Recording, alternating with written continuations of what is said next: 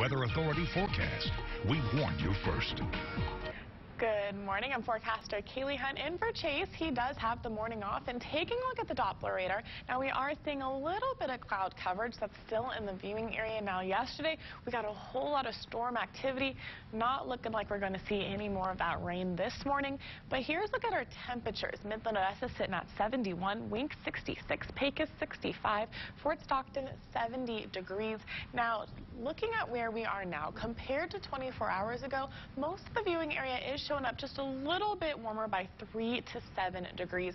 In the Permian Basin, 3 degrees warmer this morning than yesterday morning. However, it is going to get warm by lunchtime. Most of the viewing area will be between the mid to upper 80s. Midland West will be at 86, Big Spring 91, Fort Stockton 89, and even later on around 6 p.m. we will climb up into the mid to lower 90s. But here's a look at our wind speed. Now late last night it was windy. This morning we're looking at wind speeds in the single digits. However, later on in the day, it is going to increase, but still remain between 5 and 10 mile per hour wind speed. And then later on, that's when we're going to get a little bit more wind coming in from the east. You're going to see Mid-Odessa will increase to 10 miles per hour, but still south of I-10, still in the single digits. But there is some good news. Dew points are right where they need to be. Average for this time of year is in the mid to upper 60s, and that's what we're looking at.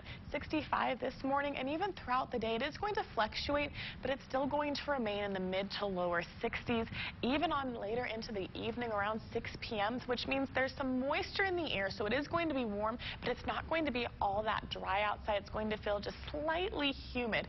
But tracking to see if we're going to get any more rain in the forecast, well, not this morning. We are going to get a little bit more clouds rolling into our viewing area later on by lunchtime, and then throughout the evening there will be some pop-up storms and showers, but that will take place east of our viewing area, not hitting west of our viewing area at all.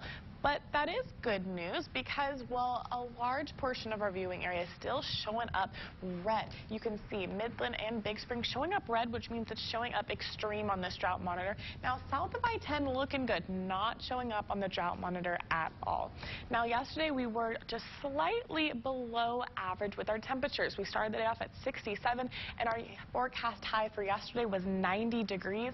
Today, we're still a little bit below average, but we're still going to be in the 90s. And that's going to be the case for the rest of the viewing area. Parts of the northern basin will vary between 92 like in Andrews and 93 like in Seminole. Regardless, it is going to be in the mid to lower 90s. Midland and Odessa 92 as well.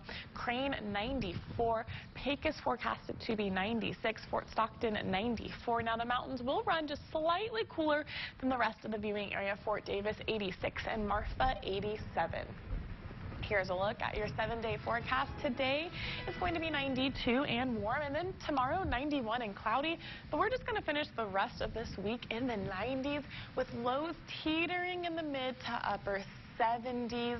Now, this past weekend was kind of rainy and kind of cloudy, and this next upcoming weekend will be warm, upper 90s and sunny. So a little bit of a change, but still we're going to be in the 90s. Well, we started off the weekend really nice on Friday. It wasn't too hot. Exactly. Friday is actually the day that Kaylee and I got to join in our annual Day of